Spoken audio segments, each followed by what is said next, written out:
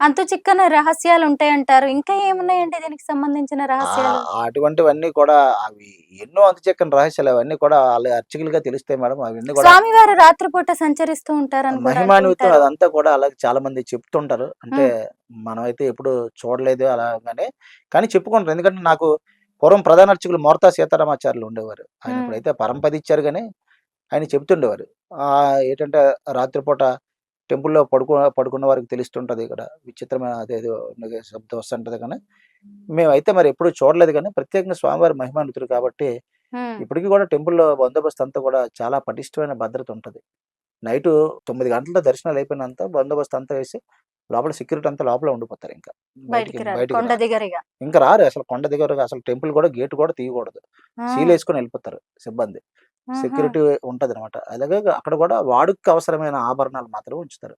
హ్మ్. మిగతావన్నీ బ్యాంకుల్లో డిపాజిట్ చేసేస్తారు. అలాగా? ఏవైతే ఉత్సవాలకు వాడతారో స్వామివారికి ఎప్పటికప్పుడు అవసరమవుతాయో అర్చకులకి వాళ్ళు ఎప్పుడే ఉత్సవాలకి ఆ సందర్భం ప్రకారం ఆభరణాలన్నీ కూడా తీసివ్వడానికి కన్సల్ట్ ఆఫీసర్ చెప్తే వాళ్ళు తీసుకొని అన్నీ రాసుకొని వాళ్ళకి హ్యాండ్ ఓవర్ చేస్తారు.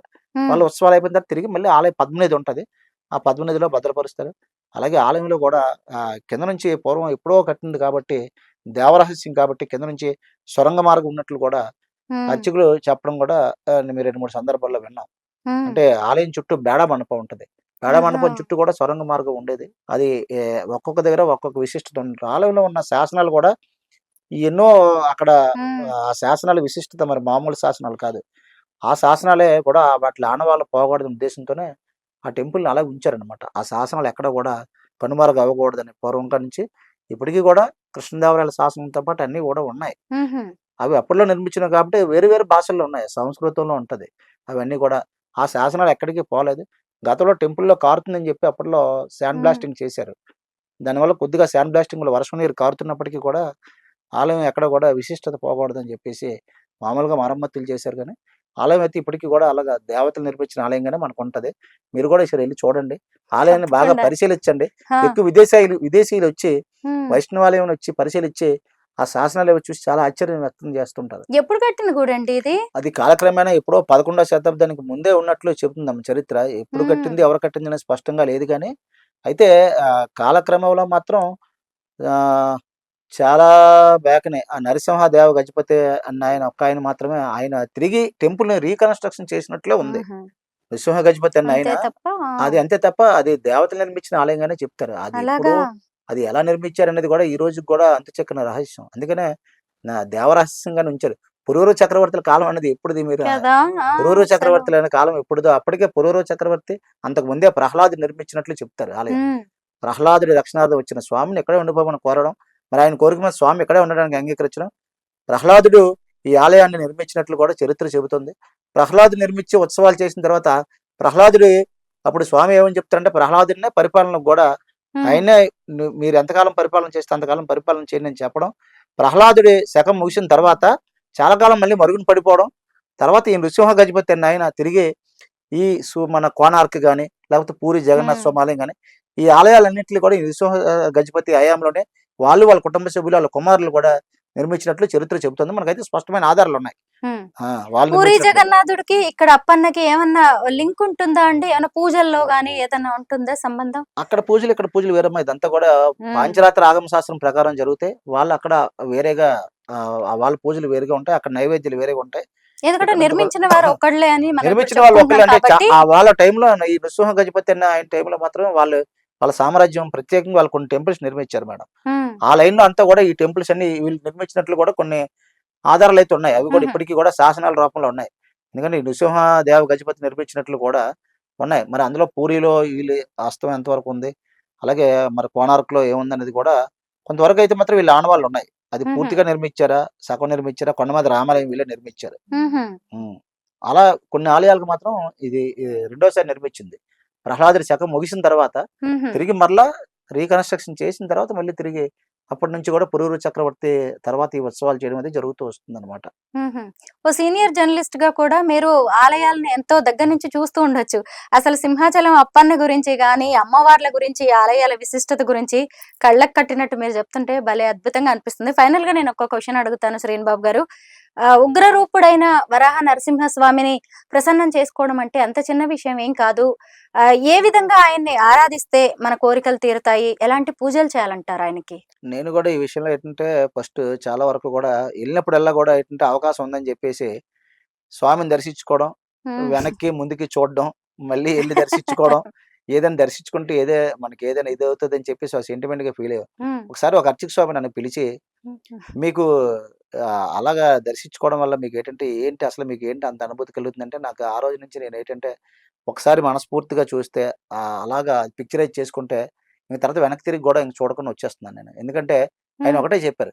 "మీరు వచ్చి స్వామిని దర్శించుకొని తీర్థప్రసాదాలు స్వీకరించిన తర్వాత మీరు మళ్ళీ రెండోసారి వచ్చి దర్శనం చేసుకున్నారంటే మీకు స్వామి మీద నమ్మకం లేనట్టే" అయ్యో! అని చెప్పడంతో ఏంటంటే నేను అందుకే తిరుపతి కూడా చాలా మంది 2 సార్లు మేము వెళ్ళాం. రేపు మళ్ళీ దర్శనం ఉంది ఇవాళ ఎళ్ళామంటారు గానీ, హ్మ్. తిరుపతి కూడా ఎప్పుడు రెండోసారి, మూడోసారి దర్శనం కూడా నేను ప్రయత్నించలేదు. ఎందుకంటే అలాగైతే ఆ అర్చక స్వామి కొద్దిగా ఎందుకంటే ఆయన సెంటిమెంట్‌గా చెప్పిన ఆయన కాబట్టి ఆయన ఒకటే హ్మ్. అన్నాడు. "మీకు స్వామి మీద నమ్మకం లేకపోతేనే అన్ని సార్లు దర్శనం చేసుకోవాలి తప్ప నమ్మకం ఉంటే ఒక్కసారి చూసి మనసులో అనుకుంటే మీరేం అడగక్కర్లేదు. ఎవరికి ఎప్పుడు ఏం కావాలో ఆయనే అన్నీ ఇస్తారని" చెప్పేసి అని చెప్పడంతో ఇప్పుడు కూడా కోరికలు కూడా కోరుకోవడం మానేసాను పూర్తిగాను అప్పటి నుంచిని. ఆ! వెళ్ళని దర్శనం చేసుకోవడం ఆయనే ఎప్పుడైనా మరి చూసుకుంటారు. ఏదైనా నెరవేరని కోరుకుంటే తప్ప, అది గూడా అమ్మవారికి నివేదిస్తాను తప్ప, ఎందుకంటే స్వామివారికి అమ్మవారు చెప్తారని ఒక సెంటిమెంట్ గూడా ఉంటది. అక్కడ అమ్మవారు గూడా చాలా పవర్‌ఫుల్. అవునా? లక్ష్మీదేవి అమ్మవారు ప్రత్యేకంగా, ఆ! గోదాదేవి అమ్మవారు, సింహవల్లి తయారు అమ్మవారు, అమ్మవార్లు గూడా ప్రత్యేకంగాను. అలాగే సముద్రంలో దొరికిన లక్ష్మీదేవి విగ్రహం గూడా బయట ప్రతిష్ఠించారు. అమ్మవార్లు పవర్‌ఫుల్ కాబట్టి, హ్మ్. స్వామివారికి నివేదించాలని కోరికలేమైనా ఉంటే అమ్మవారికి చెప్తే, అవును. అమ్మవారు స్వామివారికి చెప్తారు. ఆ విధంగా గూడా ఆ కోరికలు నెరవేరుతాయి అనేది గూడా భక్తులు భావిస్తుంటారు. హ్మ్. అందుకనేంటంటే తనివి తీరా చూసి దర్శనం చేసుకుంటే ఒకసారి, తిరిగి తర్వాత ఆ పిక్చరైజ్ చేసుకుంటే, తర్వాత ఎన్ని సార్లైనా మాకు ఎప్పుడు కావాలంటే అప్పుడు నిజరూపం కావాలంటే నిజరూపం, నిత్యరూపం కావాలంటే నిత్యరూపం కూడా నాకు ఎప్పుడు కావాలంటే అప్పుడే లభ్యమైపోతుంటది. హ్మ్. కాబట్టి కష్టం వచ్చినప్పుడు ఎప్పుడైనా మరీ అంత చిన్న చిన్న కష్టాలు కాదు కానీ ఏదైనా బాగా ఇబ్బందిగా అవును. ఉన్నప్పుడు, ఇది పరిస్థితులు బాలేదు అనుకున్నప్పుడు మాత్రం స్వామిని తలుచుకొని స్వామి ఎలాగైనా హ్మ్. గట్టెక్కించాలనుకుంటే మాత్రం ఖచ్చితంగా మనకి తిరుగులేదు. అలాగే మనకి ఇండికేషన్స్ కూడా కొన్ని కనిపిస్తుంటాయి ఖచ్చితంగాన. హ్మ్. నేను మొన్న ఈ ఏకాదశికి ప్రత్యేకంగా శయని ఏకాదశికెళ్ళాం. ఆ రోజు నుంచి ప్రత్యేకంగా స్వామి 4 నెలల పాటు ప్రత్యేకంగా పూర్తిగా యోగ నిద్రలోకి వెళ్ళిపోతారు. హుహు.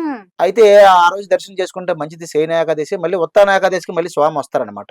ఈ ఆహా! లోపల యోగ నిద్రలో ఉంటారు. ఇలా పడుకుంటారనమాట. అయితే పడుకునే ముందు నేను అనుకున్నాననమాట.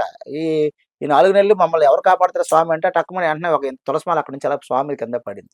ఆ! వెంటనే చూసి నేను అనుకున్నాను. అంటే ఆహా! మన మొర విన్నాడు స్వామి అని అలా కొన్ని సింబాలిక్స్ కనిపిస్తుంటాయి. అనిపిస్తాయి. కరెక్టే. ఎప్పుడైనా సరే ఏదైనా ఒక పెద్ద ఉత్సవం జరుగుతుందనుకోండి.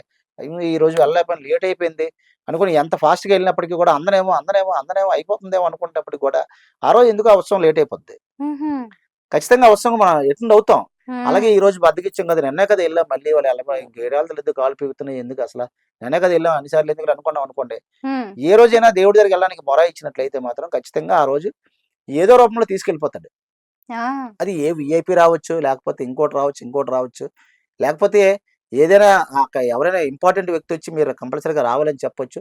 ఏదో ఒక రూపంలో మాత్రం దర్శనానికి మాత్రం తీసుకెళ్తాడు. అది. మనం రాము అని మొండికేస్తే మాత్రం. అలా అనేక మహిమలండి. ఆ! సింహాచలం ఎందుకంటే అంత 2 అవతారాల కలయిక ఎక్కడ లేదు. నరసింహ క్షేత్రాలు చాలా ఉన్నాయి. హ్మ్. అహోబిలం ఉంది, అంతర్వేది ఉంది, యాదాద్రి ఉంది. ఇలా ఉన్నప్పటికీ కూడా వరాహావతారం, నరసింహావతారం ప్రపంచవ్యాప్తంగా మరిక్కడ త్రిభంగి ప్రత్యేకత అవతారం. త్రిభంగి అవతారం. హ్మ్. అందులోనే వరాహ రూపం, మానవ శరీరం. 2 కూడా అవునండి. ఇంకెక్కడ కూడా అసలు లేదు ఇటువంటిది. అందుకనే ఇంకా ఓకే. నేను చాలా మంది ఇన్ని దేవతలను నమ్మిన బదులు ఆయన ఒక్కళ్ళనే నమ్ముకుంటే చాలు అని చెప్పేసి ఇంకా ఎక్కడికెళ్ళినా మామూలు నమస్కారం పెట్టుకుంటాం గానీ, హ్మ్. ఎక్కువ టెంపుల్స్‌కెళ్తాం గానీ, ఈ సింహాచలం అనేది ఆ గ్రామంలో అంతే పుట్టడం వల్ల మనకి సెంటిమెంట్ అక్కడే అలా పుట్టి సెంటిమెంట్‌గా పెరిగిపోయింది.